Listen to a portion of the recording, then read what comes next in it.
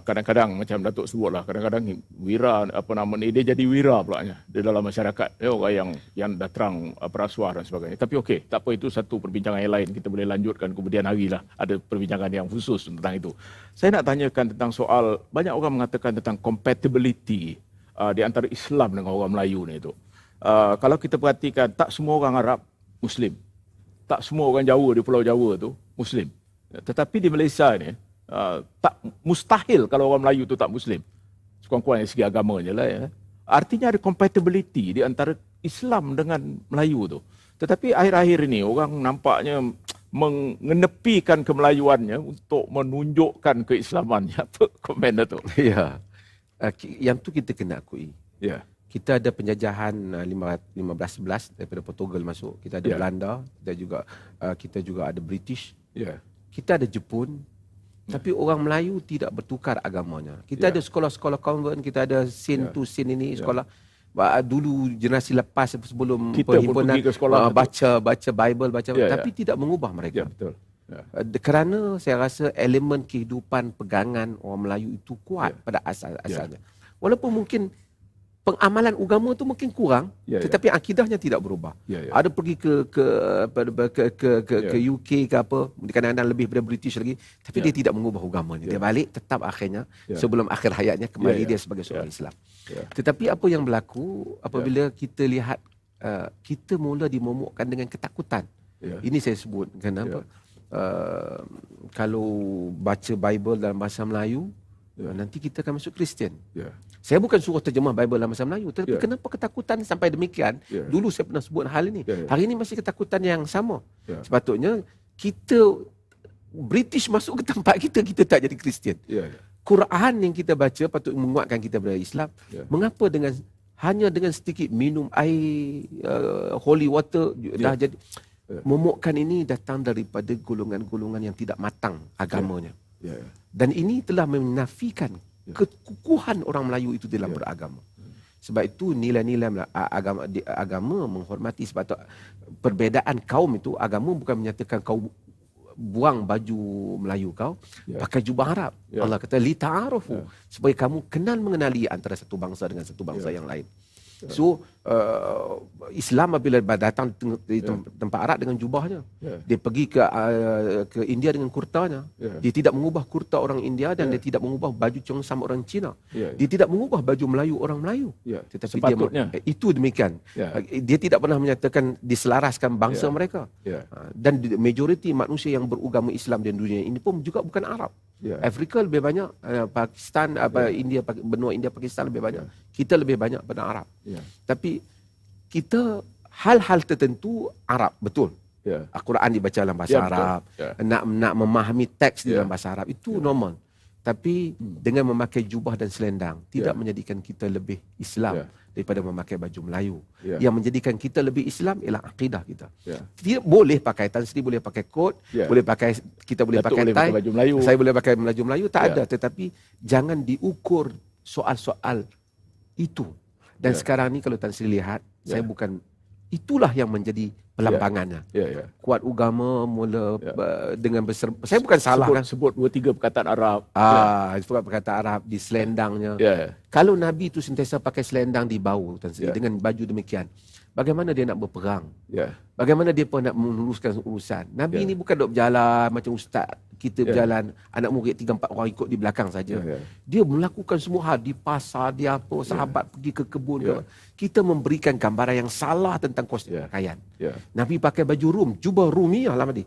Jubah Rum adalah bangsa Kristian. Tapi di hadiah padanya dia pakai. Keluasan itu ada. Tapi apabila kita jadikan soal form ini, dijadikan soal asas kita, macam mana artis itu telah berubah? Kerana dia telah mengenakan tudung tertentu. Saya bukan soal itu. Sepatutnya perubahan konsep hidup, falsafah kehidupan, cara hidup dia, prinsip dan cara fikir, worldview itu berubah, maka dia berubah menjadi Muslim yang baik. Dan kalau kita masih lagi dalam kerangka ini, kita tidak Islam kita tidak membawa ke mana-mana. Dan kemudian satu lagi perkara yang kita nampak selalunya, untuk menjadi lebih Islamik, kita perlu kelihatan Islamik, maksudnya mungkin kod saya ni tak cukup Islamik ataupun mungkin baju Melayu Datuk tak cukup Islamik. Macam Datuk sebutkan tadi, attire lah. Ya. Tetapi lebih daripada itu, kadang-kadang tumpuan kita hanya pada perkara yang kecil. Kita tak pernah peduli profesionalisme orang, tapi kita komen pasal pakaian ataupun attire dia, dan pada waktu yang sama kita tumpu kepada diskusi banyak habis kepada soal misalnya arak yang kita tak minum, ya, kepada manusia seperti Nur Sajat dan sebagainya. Apa komen Datuk dalam perkara ni? Ya, ini menarik kan. Kita saya contoh. Kita selalu komplain makan halal tak halal kan. Oh, ada makanan ni tak halal orang. Tapi kita tidak pernah memikir menguatkan produk kita. Sebab bila kita ambil produk orang, begitulah jadinya kita. Kita juga ada, saya bukanlah isu timah ni, arak timah. Adakah kalau dia bernama Elizabeth maka arak itu okey? kan bukan isu itu. Tapi pada saya, kalau isu yang lebih asas ialah betapa ramai anak orang Islam yang bekerja di industri membabitkan arak. Islam bukan, Allah bukan saja melaknat peminum arak, melaknat juga hamilah, orang yang bawa arak. Kan, wa mahmulata ilaihi, orang yang diminta untuk bawa arak.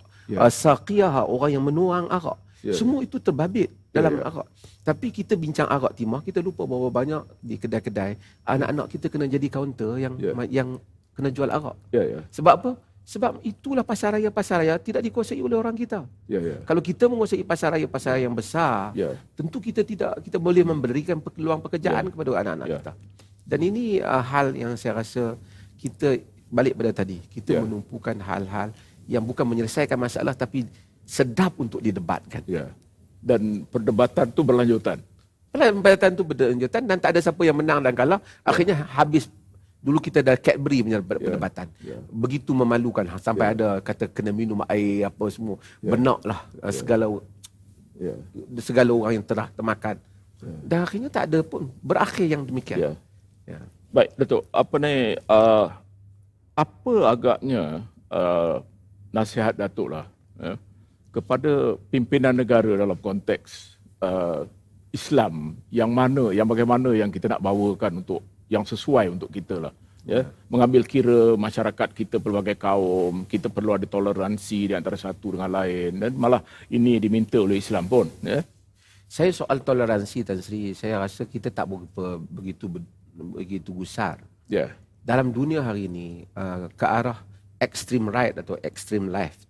Tapi Islam di pertengahan. Kalau kita lihat hatta di Amerika, toleransi tak? Negara-negara yang kononnya menjuarai demokrasi, mereka pun gagal untuk menunaikan apa yang dikatakan toleransi. Tapi negara-negara orang Islam kebanyakannya toleransinya masih tinggi, Tan Sri.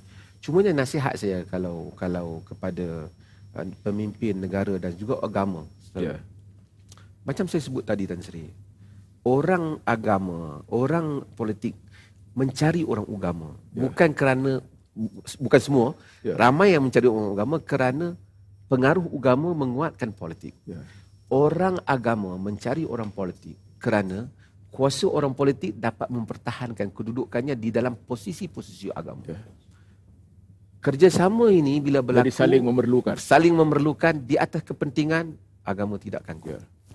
Tapi jika orang politik mencari orang agama yang bertujuan untuk membangunkan agama, membangunkan umatnya dan mendengar nasihat yang benar, orang agama mencari orang politik bukan kerana nak menguatkan kedudukannya, tapi bagi bertujuan melakukan islah, pembaharuan, membetulkan keadaan, maka kita akan kuat.